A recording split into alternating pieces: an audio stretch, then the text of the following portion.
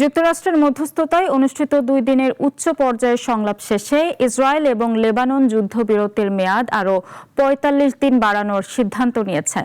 ওয়াশিংটনে বৈঠক শেষে এই ঘোষণা দেন মার্কিন পররাষ্ট্র মন্ত্রণালয়ের মুখপাত্র টমি পিগট। এদিকে দক্ষিণ লেবাননে ইসরায়েলি হামলায় 6 জন নিহত হয়েছে। যুদ্ধবিরতির মেয়াদ আরও 45 দিন বৃদ্ধি করেছে লেবানন ও ইসরায়েল। যুক্তরাষ্ট্রের পররাষ্ট্র মন্ত্রণালয়ের মুখপাত্র টমি পিগট এ তথ্য নিশ্চিত করেছেন।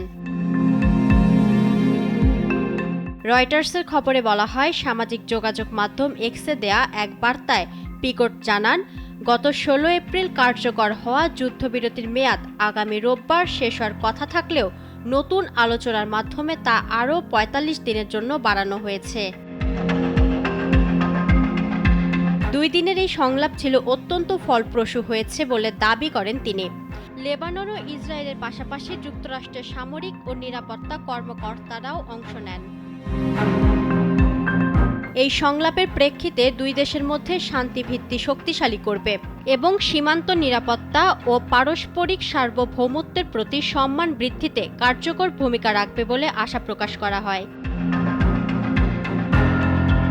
এদিকে যুদ্ধবিরতির বাড়ানো ঘোষণা এলেও দক্ষিণ লেবাননে একটি স্বাস্থ্যকেন্দ্রে হামলা চালিয়েছে ইসরায়েল।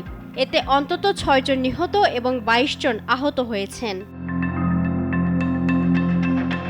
আল জাজিরার খবরে বলা হয়, লেবাননের হারুফ শহরে একটি অ্যাম্বুলেন্সকে লক্ষ্য করে চালানো ওই হামলায় 3 জন প্যারামেডিক সহ মোট 6 জন নিহত হন।